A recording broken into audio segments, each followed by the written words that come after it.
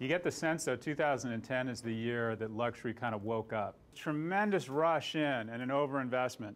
A lot of you and a lot of the firms here are going to waste money and go out of business under the auspices of the brave new world of social media. Are we going to get a lot of impressions? Well, I can get more impressions in this medium. Well, we're going to get some return. What kind of return? Well, we can't connect it immediately to return. We keep talking about non-financial return, and it makes sense, but at the end of the day, this medium isn't going to live up to its hype nor its investment unless people actually start selling stuff. You have to take metrics that aren't traditional metrics, and somehow you have to tell a story to say, this is the percent of budget I want.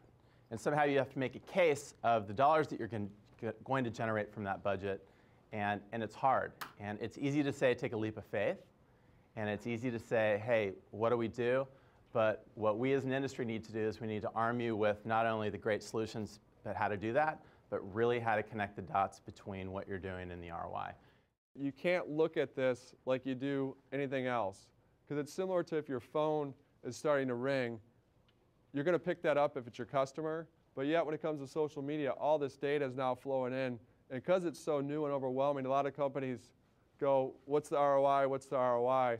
And so it's really like asking, what's the ROI of your phone? It is tough. If you do put it under a microscope and try to measure it like you've always measured everything else, it's not going to look like A plus B equals C. It's like A, and that's what that graph's showing. It's like the stick figure plus the stick figure equals 1,000,000 stick figures.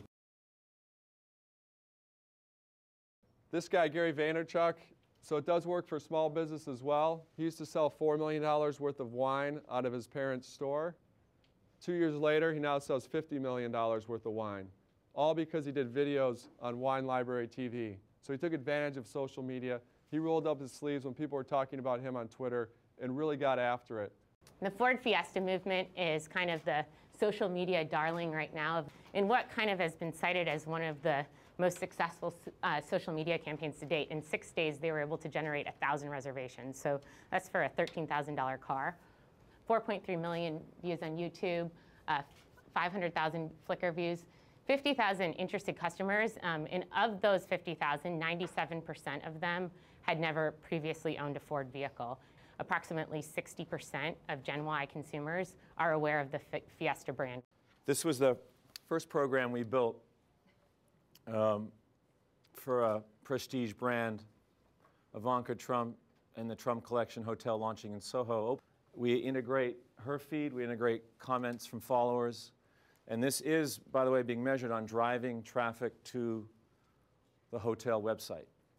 It's also being measured on earned media. I think one ROI measurement is earned, earned impressions. The population of Miami is following Ivanka Trump and wants to hear her ads. Think about the return on that and how valuable that asset is. And I think the cost to acquire those followers is going to go up somewhere between 3% and 5% a month. I think it's going to follow the slope of the cost curve of search. When we first started embracing search in 98, 99, we just couldn't get over what a powerful marketing vehicle it was. And then ultimately, people jump on, and like any asset class, it gets overinvested and the returns get driven down. Same thing's going to happen here over the next 24 months. 25% of our time is consuming media is online. 11% of marketing budgets are online. For luxury, it's 3%.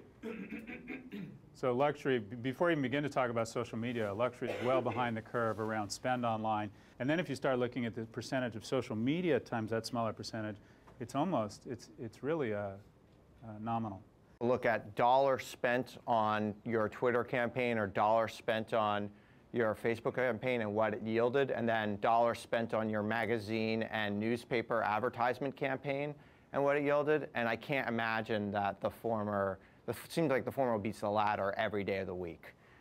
So if you have a marketing allocation budget, it would seem to me you're probably over allocated on magazines and newspaper advertisements and under allocated on social media.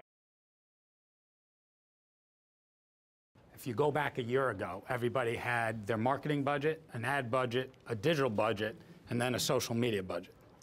And I think if you look at the very, very progressive marketers, some of the large CPG marketers, they're taking a step back and going, okay, there's no longer a social media budget that's this big. it's going to be a major budget because we need to market this way, and we need to market this way globally. I think it's very fair to take anywhere between 10 and 20% of a budget towards social media. I wouldn't look at it as necessarily a separate bucket. I know it's tempting to. I'd look at it as your digital spend. It's not just allocate 2% of your budget or 5% or 20% of your budget to social media. It's how can the principles of social media guide your entire spend?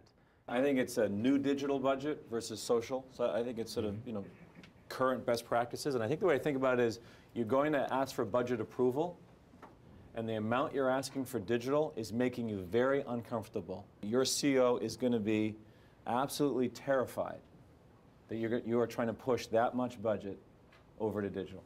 I think you should be visibly uncomfortable when you make because then you're probably trying just about hard enough, right, to get this transition to really happen for you organizationally and your brand. It isn't entirely a zero investment. There's human capital that goes into that. There's time and resources that go into actually building out that strategy. So these are the things we have to keep in mind when we think about how much is social media going to cost us to participate in. From a media perspective, yes, Twitter is free. It is not advertising. It is not going to fit neatly into your advertising budget. It's going to fit into your communications budget. It's going to fit into your customer service budget. It's going to fit into your marketing budget and a little bit into your advertising budget. We've got to think about it from all of those places. And if you can pull resources from all of those different departments, then you have a better opportunity to really start to push things along. To drive the most sharing, you have to put resources behind your PR and social media team. A lot of clients say, well, now our units, our ad units or PR units are shareable. We've got a share button on them.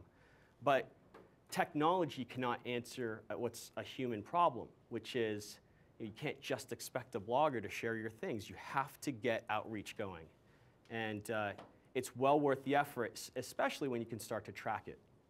Brand content consumption, we've run studies on this. So it doesn't take a genius to figure out that the more you can get people to consume your content, the higher the ROI, especially if you can begin to track it. So most people always think of brand content consumption as residing on their website. This is really about taking it out there and letting them consume it where they are. It's very difficult to get bigger and bigger budgets for your social media efforts unless you can report back and say, this is how we performed, but not just performed, this is how we performed in relation to other marketing endeavors. And so the ability to compare yourself or your social media efforts versus online advertising versus search really begins to level the playing field and everyone's talking the same metrics. The firms that are most socially engaged have greater profits and greater revenues. That's when the purses will start opening up, is when people can actually translate all of this to shareholder returns.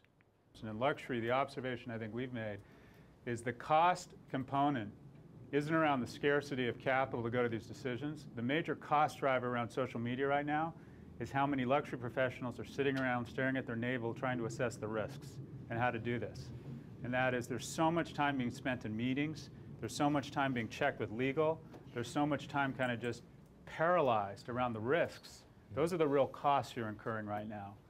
I don't think it's a capital scarcity issue. I think it's a fear issue that translates into huge costs. I'd be shocked if every luxury, not every luxury brand, but the vast majority didn't have fairly robust Facebook efforts within the next 12 to 24 months. There's sort of theory, and then it's kind of what you have to do. It just doesn't feel like anyone has a choice right now. So it'll be interesting if a major luxury brand decides to withdraw from all of this and say it's just the risks aren't worth the upside. I'm not going to talk till I'm blue in the face about the power of social media. Good companies that get it are going to use it and win. Bad companies that don't are not going to use it, and they're going to lose.